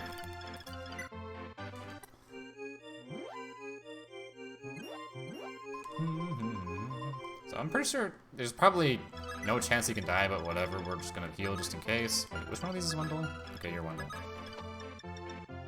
Get the lead, bro, and heal him again. As you see, healing people with rebro takes a very long time, so I'm always annoyed when I do this, because like, wow, this just wastes so much time. So if you ever have the chance to where you don't have to heal, that's always very good, but that's unlikely. That's another reason that the times in this game are very variable, because of stuff like that, just long animations. Alright, okay, he's dead. And I always, another thing about Kamyu is that I think he's like an intentional reference to Char from Gundam. To explain why would be spoilers for Gundam, if anyone cared, I guess, but I'm pretty sure he's intentionally supposed to be like Char. But if you know who Char is, and Camus, I'm sure you would know the reason why. Okay, this thief moving to the... I think that village has S. Oh wait, does it? I think S is here in this game. It is. Ballista attacking again. Alright. And the next chapter here is gonna be really boring. Probably the most boring chapter in the game. Because it's, kind of just wait until it ends. Camus? Be careful with the food. So we're just gonna deploy one person here, because we only need one.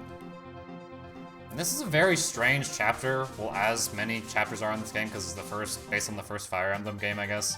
I don't remember if they changed this in the DS remake, but these guys all just kind of, like, charge you from turn 1. And they're just kind of in this weirdly shaped, like, dome, whatever it is, that has, like, this strange shape. I don't know what the idea was with these walls. They're just kind of random lines, like someone just, like, drew some random vectors in paint or something. I don't know, but that's the place they're in, I guess.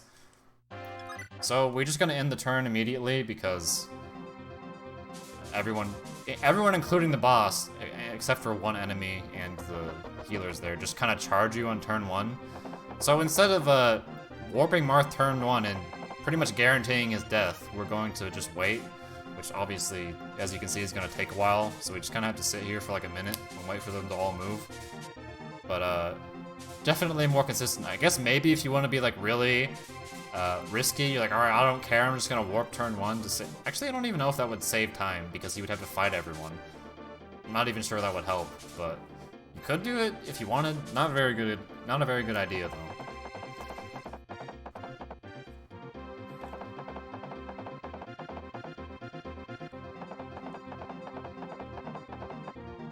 I'm not sure what we're talking about here, something with the rules, but I'll just let mods handle that, sure.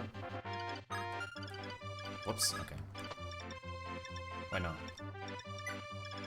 So we can just walk up, warp him, and kill the boss immediately with the Dragon Killer. I always like calling it the Dragon Kill because that sounds funny, I guess. But Martha has almost max HP, that's pretty good. He leveled quite a lot of HP. We aren't talking about anything? Oh, cool. I mean, nothing wrong with talking about nothing. That's fine sometimes. Okay, please don't kill him, actually. That's kind of annoying. Talking about how good you are at FE. Oh, cool. That's a good topic.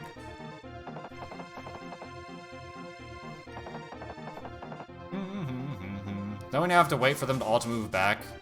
Because, like, oh no, he's at the throne. We must all move back. So there's nothing here that's really dangerous. Marth has basically no chance of dying here, even though there's, like, a bunch of dudes that attack him. So it just kind of, this is like what I call the auto-scroller of this game.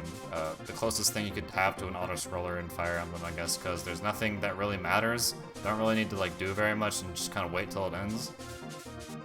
Sometimes if Marth has like really low defense, he maybe can die. I think I had it when I was doing a practice run yesterday, he almost died because he never leveled defense and he had like sub-optimal HP, but that's really rare. And even then he still didn't die, so I don't know. And then we're just done, okay. Now we're in the final 3 chapters, which I refer to as, I mean, I guess I just call them. They're kind of just a meme, I guess, because it's not really much you could do. You just kind of have to pray to RNGesus that you make it through without having to reset. So hopefully we don't have to reset here. But we can't really do anything other than just like hope the RNG goes well. Nothing else we can really do. But these chapters are just kind of dumb for the run. It's like the opposite of book 2, of the book 2 run of this game, where you pretty much are guaranteed nothing to go wrong in the final chapters, essentially. Now, like, a million things that can go wrong. Yeah, if only Bless RNG still existed on Twitch, you could use that now, but unfortunately, I think they removed that emote because of something the person that emote was in reference to did or something, but I don't know exactly. But it's not here anymore, so I don't know, just I don't know what you can use instead.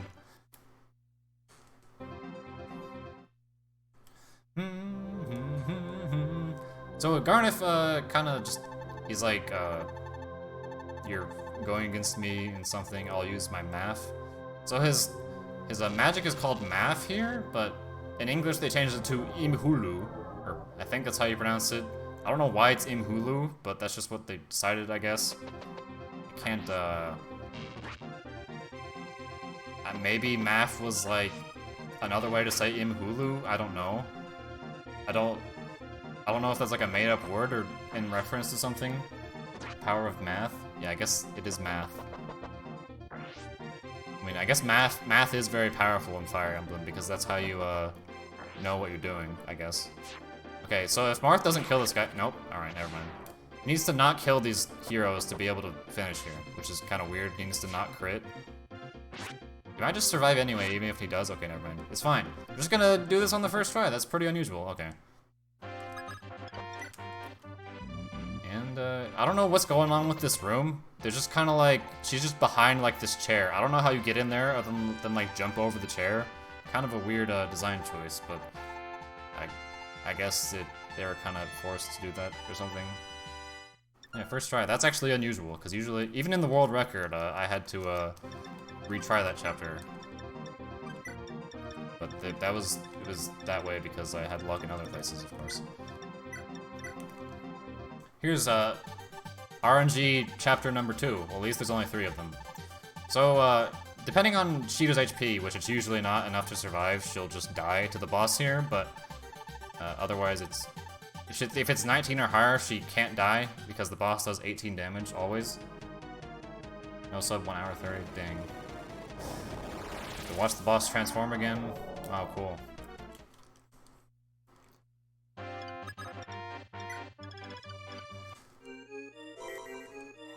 I don't know what her HP is. It might be 19. I can check, I guess, when I select her later.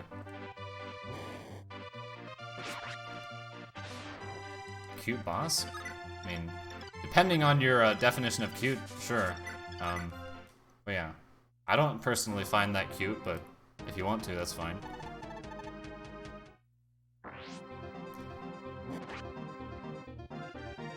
Is FE1 on Famicom fun? No. It's not fun.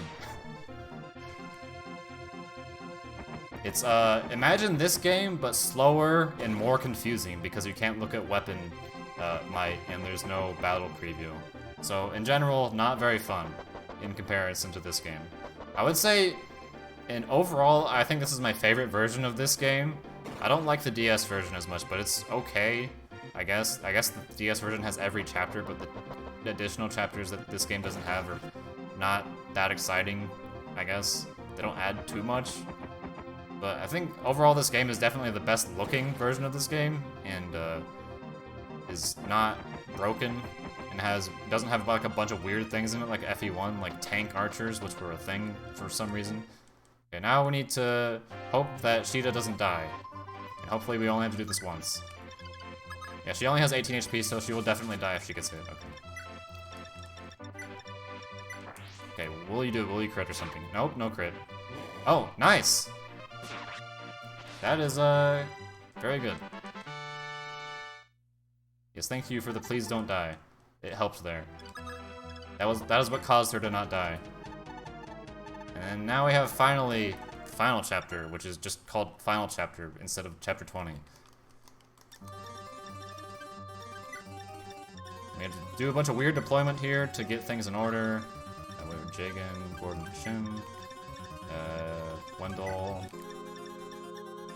Wolf, Elise, and then, wait, Medea, So, okay. Wait, no, not yet. That's not everything. I almost forgot about something.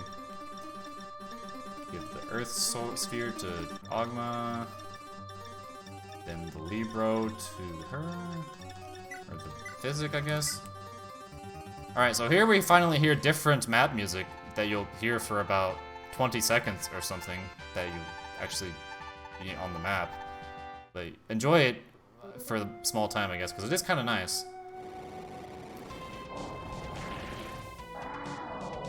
Submit Genealogy of the Holy War? No. What? That sounds terrible. That game is not consistent at all. If I make one mistake in that, that would ruin the run, so definitely not very marathon safe there.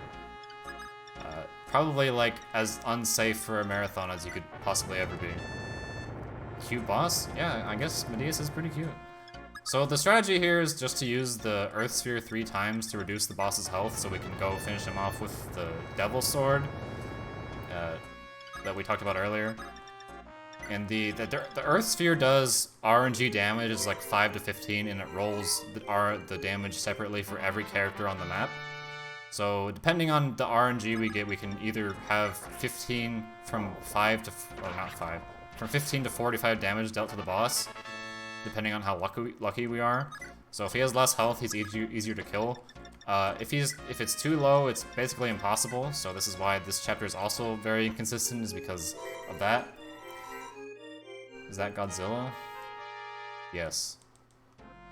As you can see, this is the Japanese spelling for Godzilla. That's how you read that, Gojira. Actually, Marth might, depending on how much damage he can do here, it might be kind of bad. I'm not sure how much strength he has. Because he's only, oh, he's gonna do 3 damage here, that's not that bad. Sometimes he can only do 1 or 2. Okay, good thing he dodged at least. And also we still have a 1% chance of the Devil Sword backfire. Oh wait, we don't need to, he didn't get hit, whoops. He has a 1% chance of the Devil Sword backfiring. I kind of want that to happen actually, because that would be funny. But it would also be kind of bad, I guess. Okay, it would be bad if that happened right now actually. He would probably die. Oh, yeah, no crits. We kind of need to crit there to be able to kill the boss. Okay, we're just gonna reset there because they healed. Okay. No, there's like no chance of killing you if they heal him there.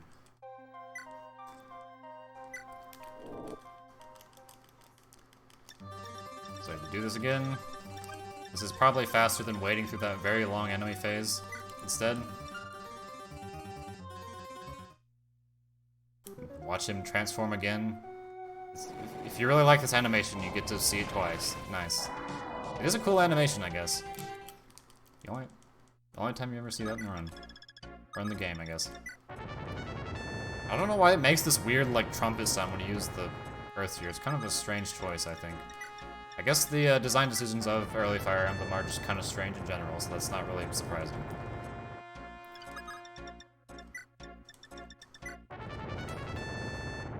So we used the Earth Sphere 3 times again, just kind of try again.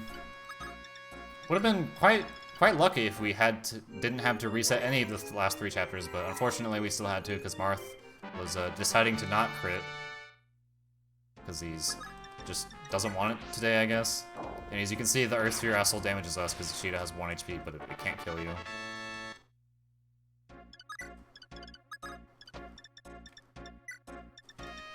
Wait, no, not that. Okay, now we move here.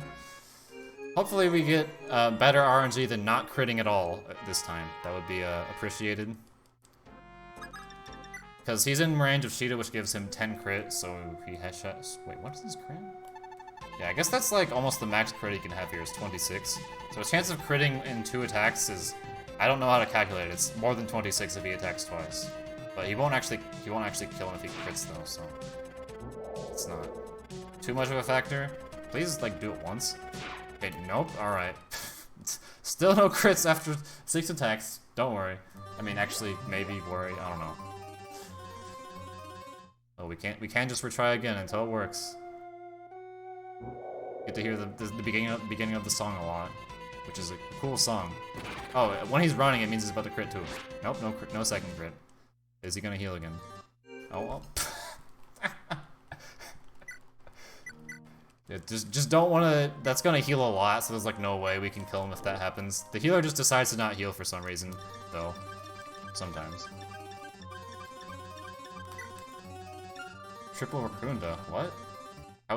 I guess maybe that's comparable to Raccoonda, if Raccoonda, like, hit everything in an area, and, the Rooster Fencing just did damage to you instead. So maybe that's comparable? I don't know.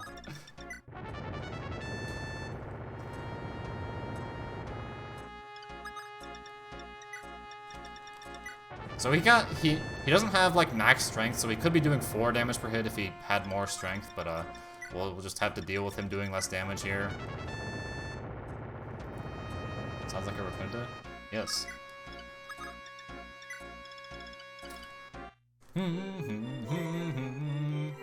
Get to hear that nice music for like another 20 seconds at least. So I don't think she can miss that guy. I'm pretty sure she can. But I don't even know what that drops. I think it's like a vulnerary or something. I don't know why it would drop a vulnerary at the final chapter. I wish it told you what item it dropped. Please, Marth. Please, like, do crit.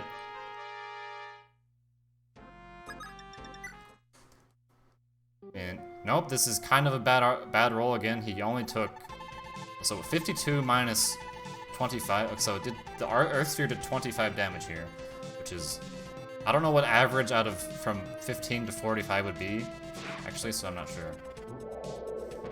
54%. Oh, nice. Well, he even got hit, wait, did he get, he got hit there, right? Okay, yeah, he did. Just making sure. We have to heal him, again. These guys are really shaking things up, yep. I mean, this isn't that uncommon for this to happen, actually. If you don't just, like, quit here. If you don't finish the run immediately, I guess. But no, don't heal her. Okay, we need to heal him 2 times with his sister so that he doesn't die. Well, his sister 1 time, actually, but well, at least plus his sister. Marth's sister. There's no way you can kill him even if he crits him twice here. So I hope we're not here for too much longer. This is okay, no crit. If he's running at the beginning, it means he's gonna crit. Alright, at least he did there. Cool. Don't heal him, please. Okay, he did not. And goodbye, Sheeta.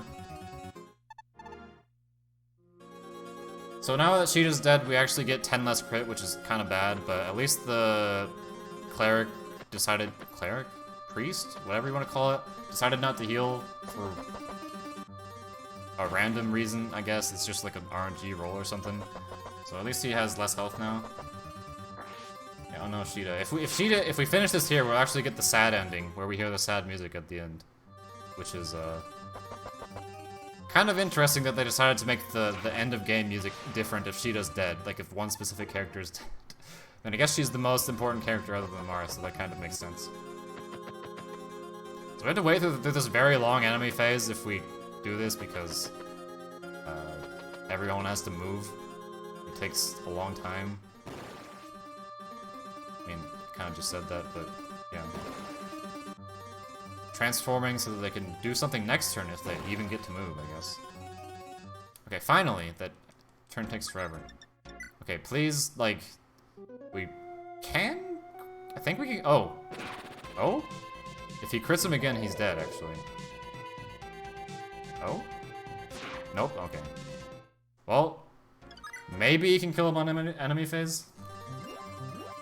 Let's see. So, like, the health you regain from the throne is RNG, so depending on how much he gains, it could make it easier for him to kill him or not. Okay, that's not gonna kill him, actually. Okay, almost dead. If this guy doesn't heal him, we can just kill him. Okay, he's not healing, I think. So we can just kill him, I think. I don't think those snipers are in range to attack Marth, so they're not going to. Oh no, not... Whoever that is. Ogma? Oh, he's like... Princess, permit me? I guess is what he said? Permit my death? I don't know what that means exactly there. And he's like, Harden Sama.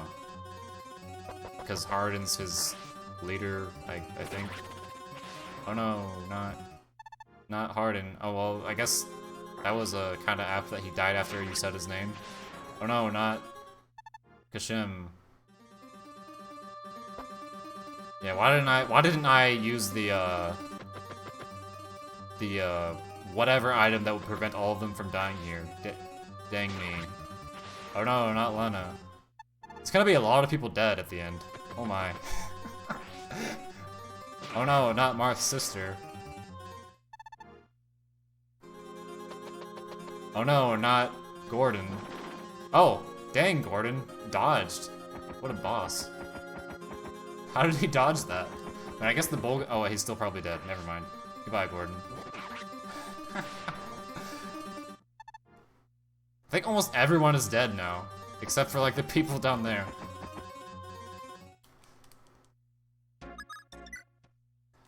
Okay, goodbye. Unless he backfires here, he's dead. Okay, he's dead. And that's not time yet. Wait. The last time was a bit dodgy. Yeah, maybe just a little. And he's like, alright, after I'm dead, I'm going to give a speech to you about how mankind is evil and I'll be here forever, I guess. Okay, cool. And we have to wait because they just don't do anything after he's dead. They're just, I guess it's like a Lord of the Rings where everything dies after Mount Doom is gone or something? I don't know. Okay. So time here is after the screen fades to black, so wait for like a conversation before then. So then Nina's like, oh no, Sheeta's dead. And then I forgot something. Like, Marth's like, oh, don't comfort me, I believe. Marth, can I have my pants now? Well, unfortunately, he does have pants in this game. Yeah, so that's the time there. So, he does have pants already, but he doesn't in Fire Emblem 1. Thanks for spoiling Lord of the Rings. Oh, dang. I spoiled Lord of the Rings for the whatever amount of people who haven't read or seen it. And here we get the sad music because Sheeta's dead. Alright, thanks for the GGs. And that's it. Yeah, hopefully the credits load. Sometimes they don't because my card's kind of weird. And it does weird things sometimes. And this is some pretty good turn counts, I think. Look at 12 turns, wow, so slow. It was a little bit scary there. I was afraid to be in Purgatory in the final chapter. That's always something that can maybe happen. This is so different, not hearing like the happy music at the end. 104 turns, that's pretty bad.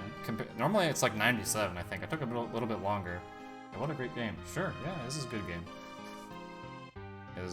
And we get like there's no actual credits here because this isn't really the end of the game, if you want to call it that, because the actual end of the game is at the end of book 2. But we get the unit. Wait, are we gonna? Okay, it loaded. Nice.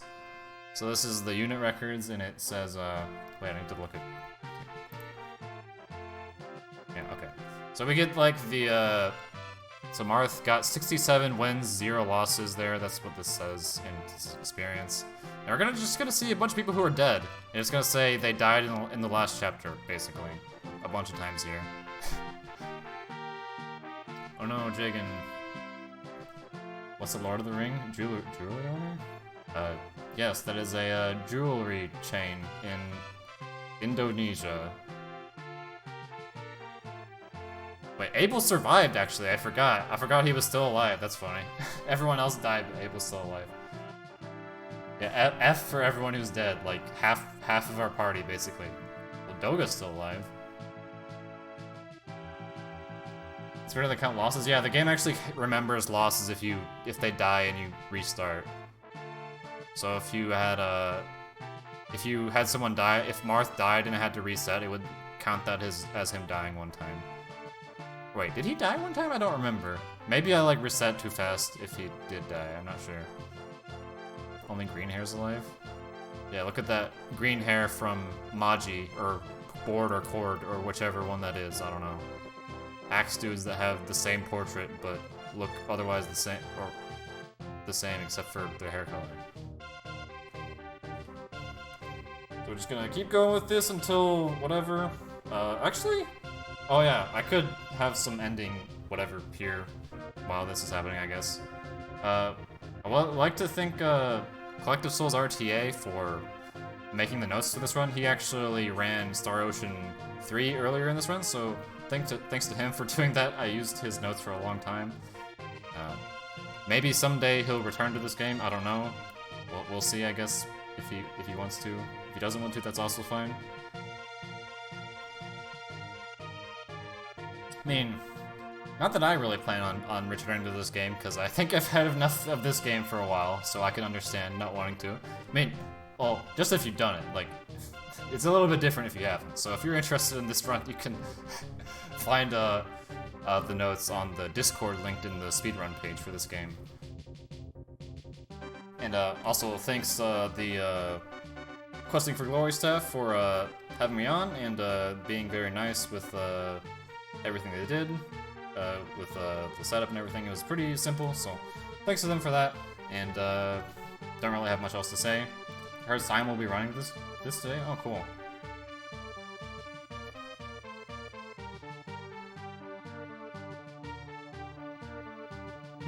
If he doesn't want to, Mute will personally drag him back. Why would I do that? That's terrible. That's not very nice. I wouldn't do that. I haven't heard that? Well, I heard it from Sim, so I've heard it now. You've heard it now, I guess.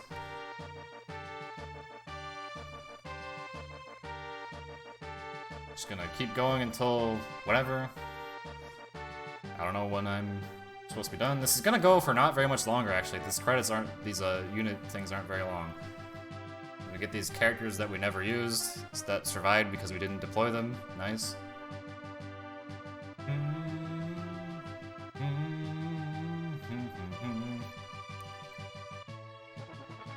Oh no. Look at all these people dead, like maybe 10 or 20 people or whatever.